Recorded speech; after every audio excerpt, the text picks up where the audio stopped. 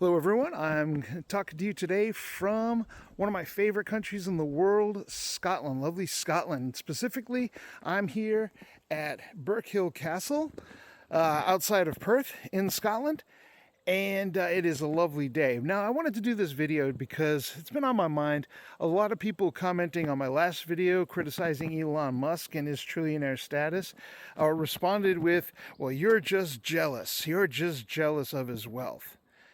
Well, I'm here at Birkhill because my wife and I rented out the castle so that we could celebrate our 20-year anniversary with 30 or so of our friends and family.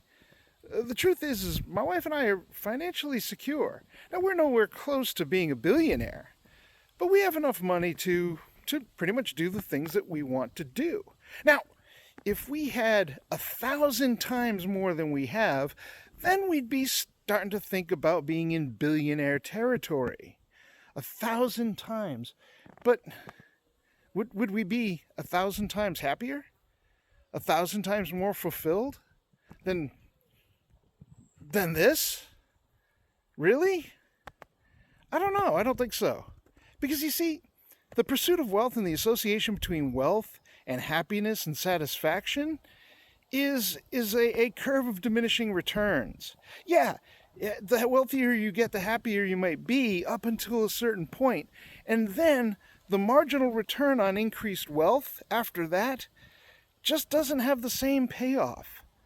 There's no way I might be 1,000 times happier as a billionaire and 1,000 times more satisfied as a billionaire than I am right now.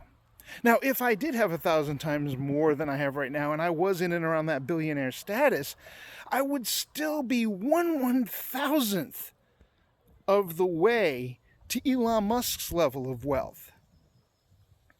Is Elon Musk 1,000,000 times happier or more satisfied than I am?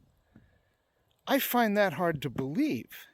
In fact, I would wager he's less satisfied than I am. Because look, there's nothing really wrong with pursuing wealth and financial stability and wanting the freedom that comes with that to do the things that you want to do, like occasionally renting out a castle. But there does come a certain point where growth becomes cancer, right? Where your striving becomes a compulsion, becomes an illness. And when you're pursuing wealth in, say, the hundreds of millions, billions, hundreds of millions, trillions of dollars, that's a disease. There's something wrong with you.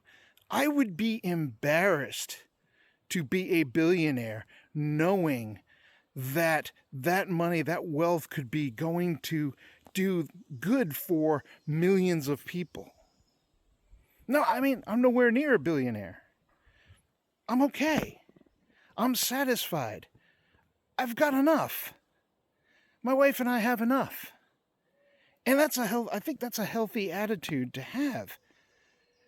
Because in trying to pursue just obnoxious amounts and levels of wealth, there's a certain corrosion that's taking place in your soul, I think. It's more to be pitied in many cases than censured, although I will censure. So I just wanted to respond to those people who were thinking that this was a matter of jealousy. My critique is not a matter of jealousy. My critique is a matter of wealth inequality. You want to pursue wealth, that's great. But you also have to understand that there is poverty, that there are inequalities and inefficiencies in the system. My wife and I worked very, very hard to get where we are. But there was also a significant amount of luck involved. And the reality is we are where we are because we have employees, dedicated employees, who do produce a lot for us that allow us to work this way, to live this way. And we really appreciate that. We never stop appreciating what other people are doing for us in this particular system.